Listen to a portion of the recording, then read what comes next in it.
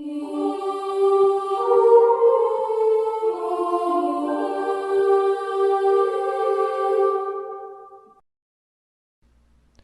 guys, so let's keep going with the texturing, and we're going to get started on these two plants that we have over here. So I'm going to jump out of the camera and I want to go find those plants. And this is the first one here, which is going to be plant 1. And I've provided the textures in the texture folder for these two plants as well. So what we have here is some different objects that I renamed. So we have the dirt, which is down here at the base of the plant. We also have the vase, we have the stems, the root, and the leaves. So we need to go create a new V-Ray material for this. So I'm going to create one, and we'll call this one dirt.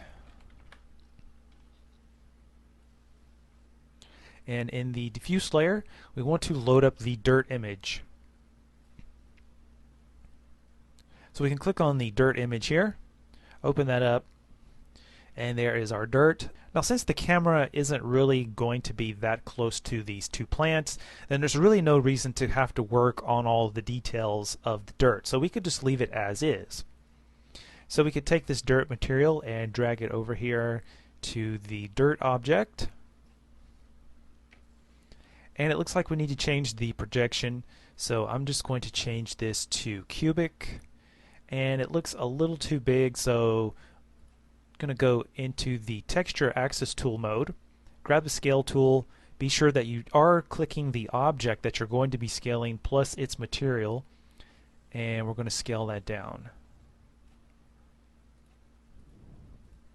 And that looks much better.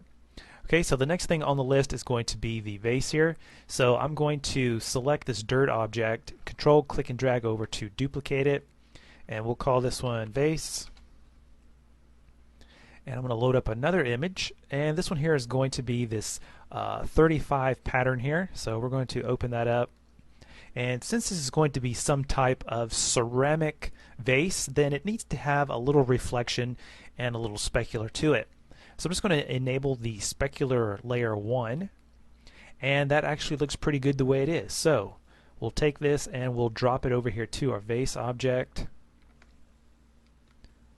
And it looks like that needs to be slightly adjusted. So the projection, we're just going to change this to cylindrical, and we're going to go over here to our texture axis tool mode again, grab the scale tool, scale it down, and we need to rotate it because I want this little flower design here to be seen. So I'm going to rotate this slightly. And then I want to be able to also pull this up. So I'm just going to grab the Y handle here for this texture axis. I'm going to pull that up. Now you can see it gets cut off right there. So we want to be sure that that's going to be down on the bottom of the vase. Alright, so that looks pretty good. So we have our vase texture now. The next thing is going to be the stems. So I'm going to take the dirt material and duplicate that one, and we'll call this stem. And in the diffuse layer, again, we're going to load up a new image, and I want to load up this wood 03 material here, and we'll click and drag this over to the first stem. So we want to select the stem plus its material, and we want to zoom in here. You can see that the material is rather stretched at the moment. So we need to change its projection to, let's try a cubic. And of course we're going to need to go back to the texture axis tool and scale that down considerably.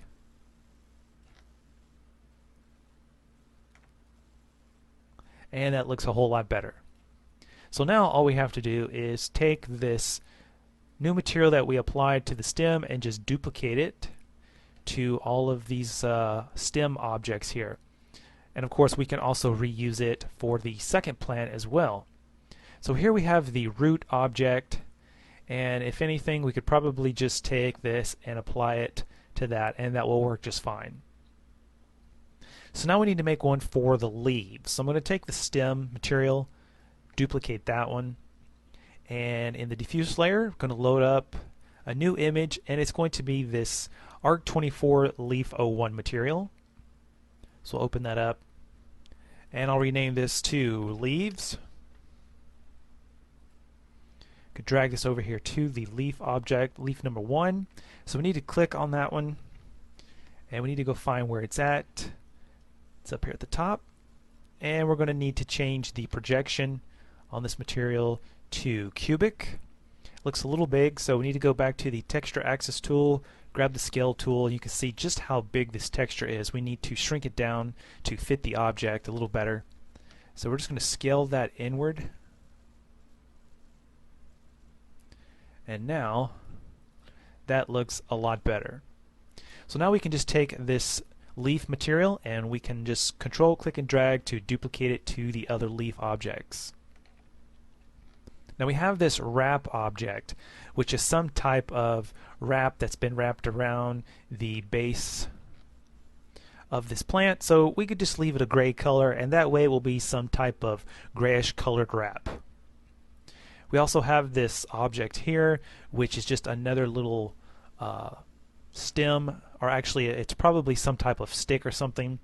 When you purchase a plant, it usually has a stick coming out of the base with the name attached to it or something like that to tell you what kind of plant it is. In this case, we're just going to leave it as is.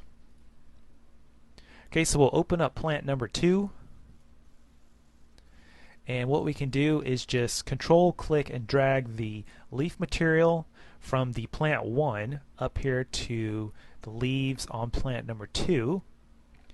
We'll just duplicate that for all the leaf objects.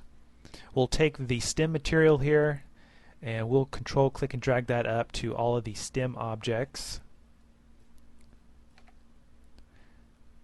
And here we have a couple more up at the top, and we have a leaf there, so we need to control, click, and drag that green one to there. Okay, and we also have some dirt, which we need to copy from the first one. And we have a vase. Now the vase is a little different than the first one, so we need to take this vase material here and control, click, and drag to duplicate it, and we're going to call this blue vase. And in the diffuse layer, we're going to load up the blue material that I have here, open that up, and now we can take this, drag this over here to the vase, and we can just change the projection to cubic. That should be just fine. That looks fine. And there we have our 2 plants. Okay, so we want to quickly move over to the TV. So what I've done here is for the TV object, which is in the furniture null, so we need to expand that, go into the TV. And here we have the screen object. And then this object number 1 here, this is the little black border that goes around the screen. So we need to create some type of glossy material that's going to be used for our TV. So I figured what we could do is we could make 2 materials. One would be a black plastic for the outside, and then we could use a black material that's reflective for this frame, and then we could also make a third material for the screen. So I'm just going to take this leaf material and I'm going to duplicate that over, and I'm going to call this TV gloss, and I'm going to clear this material out of the diffuse color here, and I'm going to select let's change the color up here to something like almost a black, not quite a black, but almost, so maybe an RGB value of maybe 13. So click OK, and we need to activate the specular. Alright, so let's go down here, and since this is going to be gloss, we want to make sure that it is glossy. Of course, by default the reflection glossiness is set to 1. And I think the specular layer transparency with the default setting of 90 should be just fine for what we want to do. So we want to take this new TV gloss and apply it to the frame, which I'm just going to call this screen frame. So now we can click on this TV gloss material and control, click, and drag over to duplicate it. And I'm going to call this one screen. And I want to load in an image that's going to be on the TV screen. And of course, because TV screens have a luminant value to them, then we need to activate the luminosity layer. And in the texture map here, I'm going to load up an image, and I'm going to select the image here called Zombie Cap. Now, for those of you wondering, this is a screen cap from the new J.J. Abrams film, which is Super 8. I went and saw it a few days ago and thought it was pretty good, so I just grabbed a screen cap that I found online to use for this TV screen. So we'll open that up, and now we have a reflective material for our screen. So we can take this now and drag this over here to the screen,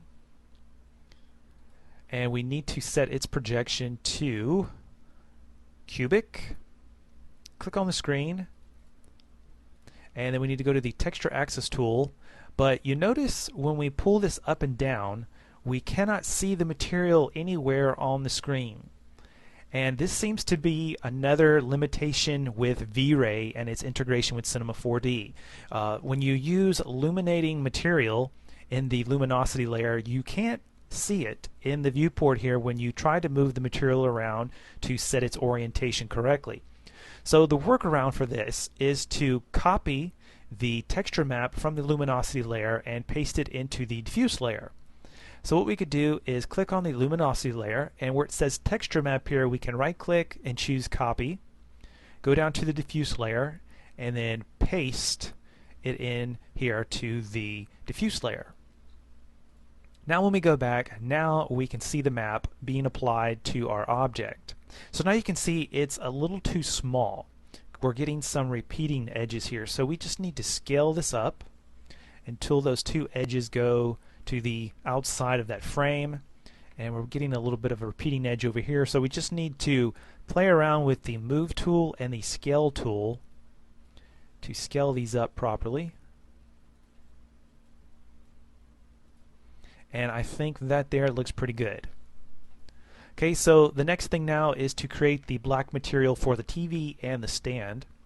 And that's really simple. We just take the TV gloss, duplicate it, and in the specular layer, we'll just come down here and disable trace reflection.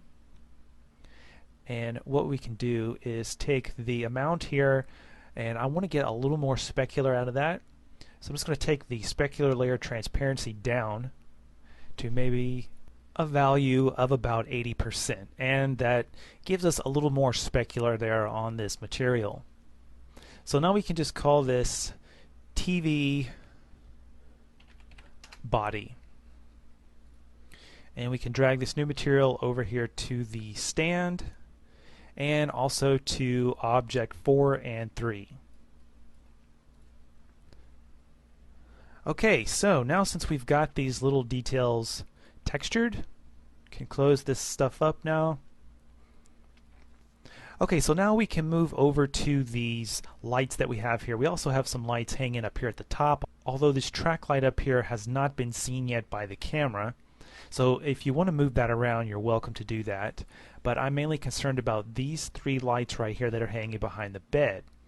So I'm going to click on one, and that's going to be here in the first light. So we have all of these objects making up this one light assembly. So I want to find the object that's being used for the inside part, which is going to be the reflective material. Okay, so there is the reflective inside part. So I want to make a new material. So I'm just going to create a new V-Ray advanced material, and we're going to call this chrome. I'm going to activate the reflection layer, and perhaps maybe we'll activate the specular layer, and by doing so we can come down here and deactivate trace reflection, and then we can drag this over here to this first object, which is going to be the chrome, and then we can take our metal material that we use for the lamps and take it over to the main null for the light. Okay, so now we can do the same for these other lights. I'm just going to take this material and control click and drag to duplicate it to the other ones, and then I'm going to open up these two lights, and I'm going to drag in the chrome material for object 4, and I'm just going to control click and drag this one up to that one there, close them up, And now we've got our lights taken care of. So the next thing that we need to do is work on the rug. And like I said earlier, I saved the rug for last because it's going to create geometry that's going to slow down the viewport.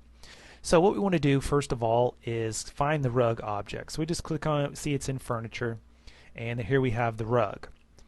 So the idea with the rug that I did in the original render was that I applied a material to it, and instead of using a bump to generate kind of like a carpet type of look, I wanted to add some thick threads, almost like some type of Persian rug or something along that line. But I wanted the threads to take the color of the material that was applied to the rug object. In this case, it was just a plane that I subdivided. So we want to create a material for the rug. Now, you don't have to create the same design that I'm going to do, but I thought it would be neat just to kind of keep the same design pattern flowing throughout the scene. So we have this blue color, and we're using the blue here for the pillowcases, the sheet, and the wall. And we also have a blue color with this wavy pattern out here on these chairs. So I figured what we could do is we could take the same material and apply it to the rug object. However, you can see that the projection, of course, again by default is set to spherical. So we need to change this to flat, and we need to change the orientation. So make sure that you do have the texture tag selected and the object. Go to the texture axis tool, grab the rotate tool, and let's rotate this around. Okay, so that was the wrong direction, so let's flip it this way. There we go, that looks pretty good. And now what we can do is just scale this up because I want the pattern to be a little bigger in scale. So grab the scale tool, and I'm going to scale this up to maybe about there. That looks pretty good. And if you want, you could actually take the rotate tool and just rotate that around to move the pattern 90 degrees, which I think that there looks pretty good as well. Okay, so we got our material set up for the rug. So now what we need to do is, with the rug selected, go up to hair and click on add hair. Alright, so it's added the hair object, and of course these hair strands are way too large at the moment. So we need to go into the guides tab for the hair object, and for the length we want to take these to maybe a value of 8. Alright, so 8 looks pretty good because I want the carpet to be kind of thick. If you want your carpet to be thicker, then you can obviously take this value up, or if you don't want it to be so thick, then you can take the value down. But I think a value of 8 will be pretty good. So we need to go over to hair, and the current count is 5,000. Now I want to up this considerably, so I want to take this value up to 30,000. And we'll go over to the fill hairs, and we need to activate this option. And the count of 40,000, that will be just fine. So we'll leave that where it's at. So we also want to come over here to the generate, and by default the type is set to none. Now unfortunately right now V-Ray cannot render the none type. We have to generate geometry in order for V-Ray to see it. Now if you're using the standard Cinema 4D render engine to render your hair, then you can leave this type set to none, and then you'll get a really nice hair look. You'll get the same type of look that you find here in the hair preview material. But since this is a limitation of V-Ray, perhaps maybe in a future release, maybe the guys that are working on this will incorporate that function, but for now we have to generate geometry in order for V-Ray to see the hair. So we'll go back to the hair, and in the generate tab we need to change the type to something like maybe flat. And as soon as we do that, this is where the viewport is going to start to slow down. So if we try to move, you can see that it's not really all that bad. Depending on your machine, you're probably going to slow down quite a bit. Okay, so we need to go back to the hair object, and I want to take the hair object and I want to place it as a child of the rug. and I want to go over to the hair tab, and I want to change the count here to 50,000 because we're going to need a lot more. Okay, so there's that. So now we need to go over to the hair material, and we need to activate the frizz option as well as the kink option, and that will give us a nice carpet look versus the hair look, which is by default.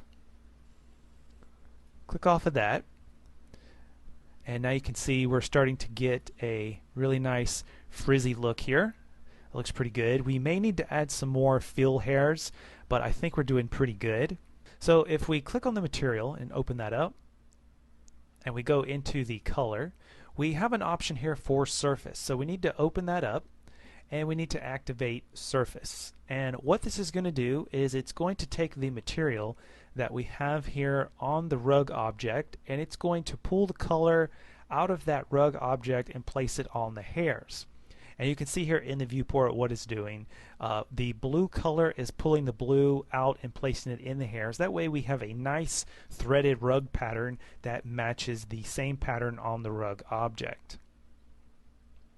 So I'm going to attempt to back out the camera here, and better yet, let's just jump into the main camera, and now I'm going to render this, and we're going to see how long this takes now. Alright, so before we conclude this, there is two more things I quickly want to do.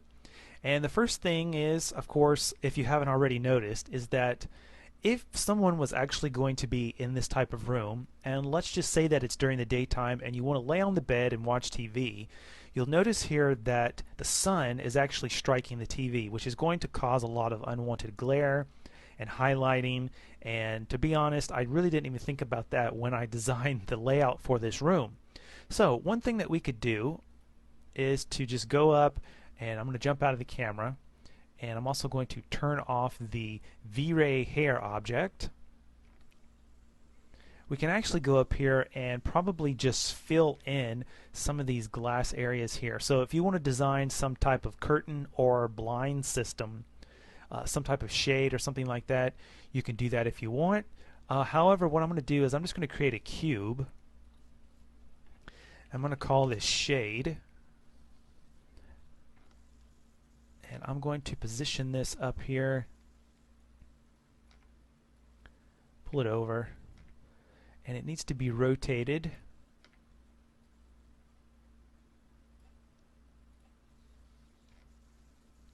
And what I'm going to do is I'm just going to hide these three here on the right. I'm going to hide those three shaded areas there, and I'm going to leave this one over here in the corner open. So these three large glass panes here will actually be covered from the inside. So I'm going to shrink down this cube and pull it in. Go to a top view, and this is going to be like some type of shade or something that you might pull across during the daytime if you did not want all the light to come in, or maybe something at nighttime.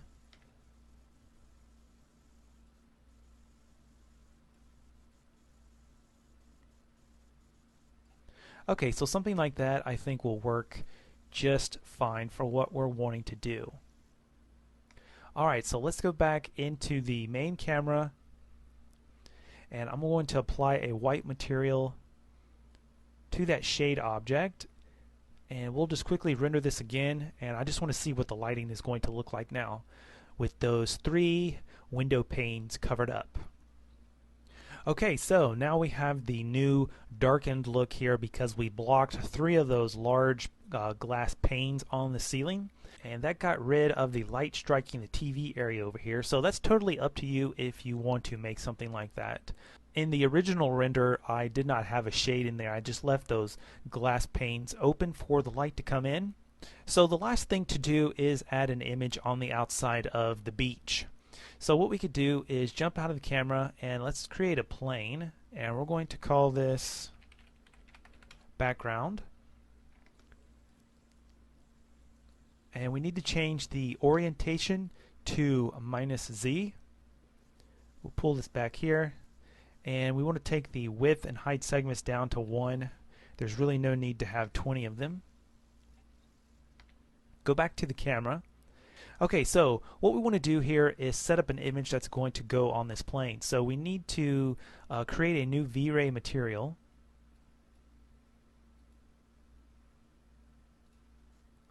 And I'm just going to call this one BG for background. And in the diffuse layer 1, we want to load in the image, which is the Caribbean beach here. And we need to take notice of the resolution, which is 1280 by 1024.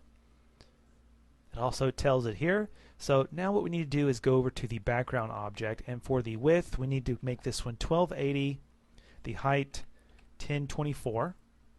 Now we can take our background material, drag it over to the background, and one thing that I noticed is that since we applied the glass material to our doors here, we really can't see through them. Well, we can see through them, we just can't see textures applied to anything on the other side. So we need to find those doors and disable them from being seen in the viewport. So here is our plane, and we just need to position this somewhere about there maybe. And instead of actually using the width and the height segments here to scale it up, we want to make sure that this image is scaled evenly to maintain its current aspect ratio, which is 1280 by 1024, which is the resolution. So we just need to grab the scale tool and we need to scale this up, and it will scale it evenly while maintaining that resolution, or in this case the ratio. So we need to pull this up. And you'll notice here that we have part of the beach that's being cut off, because in the original image, if we right click on the preview and choose plane, you can see on the preview we've got a good shot here on the bottom of the sand on the beach. However, in this image here we cannot see the beach. So we need to change the projection to UVW mapping, and now we have a really good shot here of the beach in the sand. But it's kind of being cut off down here on the bottom. So what we need to do is just kind of drag that down a little bit. It's going to need to go a little bit more. Alright, so that looks pretty good. Could probably pull that over slightly. Okay, so now we have our background set up. So let's quickly render this again. Okay, so there is the image rendered with the beach background applied, which actually looks pretty good, although it kind of looks like this house is sitting a little too close to the water, but it does look pretty good regardless of that. So the only thing I see that's left to do would be applying, of course, turning the rug back on, but I also wanted to quickly put up some picture frames on the wall. So I'm going to create a new scene. And I'm going to create a cube, and I'm going to create a frame out of this cube. So I'm just going to shrink this down in the Z value, and I think something like that would look okay. So we want to give it a little rounding before we make it editable, so I'm going to enable the fillet option, give it a subdivision of 3, and we'll take this here down to something like 0.5 for the radius. Make it editable, click on the front face, choose the extrude inner, and I'm going to pull that in to maybe about something like that. And then we'll just extrude that in slightly, just a little bit. Okay, so this here is going to be called our picture frame. And then if you wanted to, you could add some loop cuts in here and maybe add some type of bezeling or something around the frame. But I think for something like this, this will be just fine. Just something very simple. So we'll click on it and we'll click copy. We'll go back to our main scene. And of course, another way to get to that is to go to Window, and then you have your scene files listed here. And now we can just hit Edit, paste. That will paste the frame in there, and we need to rotate it around. So it's going to rotate that 90 degrees, And we'll just position it up here on the wall.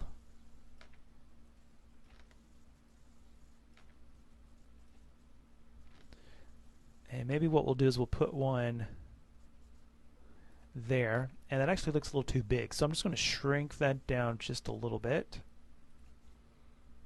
And I want to go and make a set selection for that inner polygon there. And we'll just call that one picture.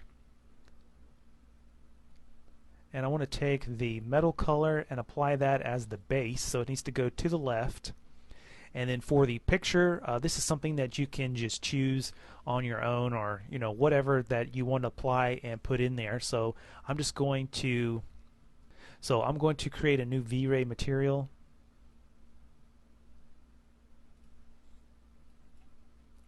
And I'm going to call this one picture for frame.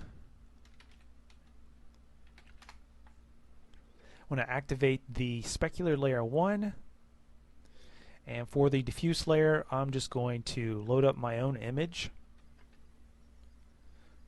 Okay, so I've loaded up my little intro image that I use. And now we can take this and we can just apply it to the set selection. So we need to grab that set selection tag, drag it down here to the selection.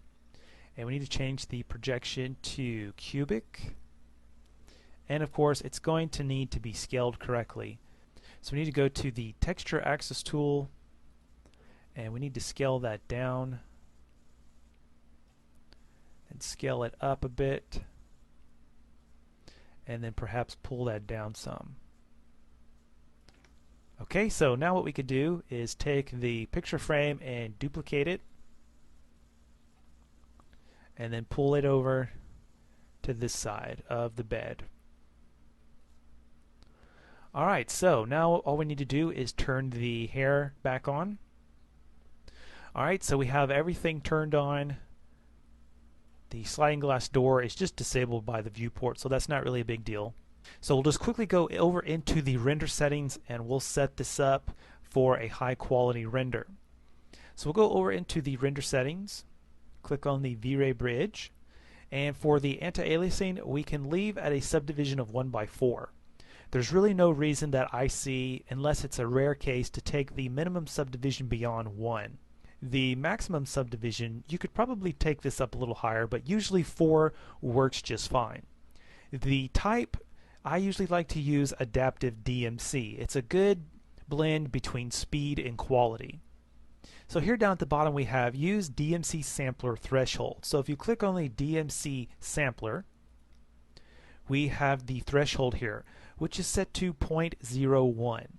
So usually what most people like to do is for the final image, they usually like to take this down to something like 0.005. So now we'll go over to the GI tab, and we want to select something that is a higher quality. So what we originally chose was the number 3, which was the irradiance map and light cache medium. So now we can just go up to perhaps the number 4, which is high. We also have number 5, which is high, which is this one right here, which is high detail GI preset. So you can click on that one if you want to. However, I'm going to choose number 4. Okay, so I'm going to go over to the output, and I have my image set to 1280 by 720. So I'm going to render this out to the picture viewer. And of course, my picture viewer is going to come in large, so I'm just going to scale it down so we can all see it.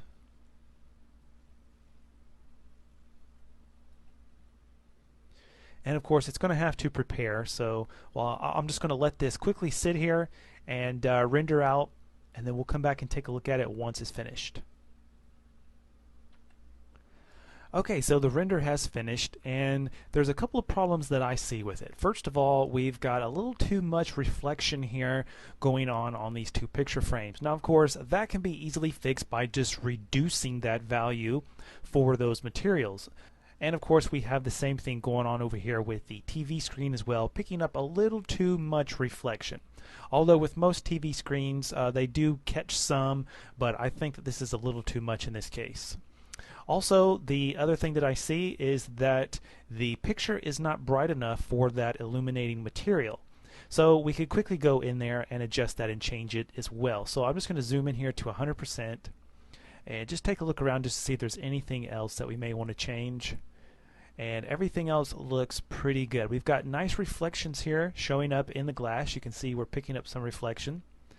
The outside looks good. The burn value that we chose is working pretty well to keep the outside places from getting hot spots. Looks good. The floor looks good. We could probably take the bump map and go down with it a little bit more just to see some more of the grooves and whatnot in the wood. But I think it looks okay for now. We're getting some nice shadowing. I don't see any artifacting anywhere.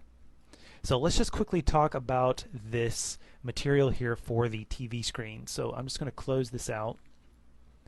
And for the TV screen, what we can do here is go over and click on that one. And in the luminosity layer, for the amount here, what we need to do is take this up. So maybe we'll take it up to a value of maybe 4. And by doing that, you can see that now we have really brightened up that image. So what I'm going to do is take and close this out. First of all, I'm going to take the main camera and I'm going to bring it over here towards the TV screen.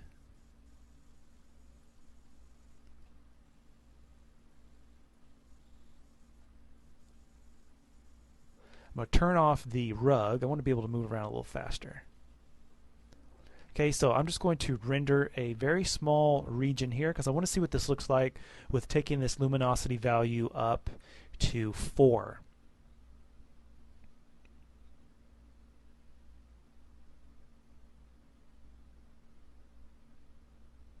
And I can already see that it is a lot brighter. And the only other thing that I see that we need to do, of course, is take down the reflection.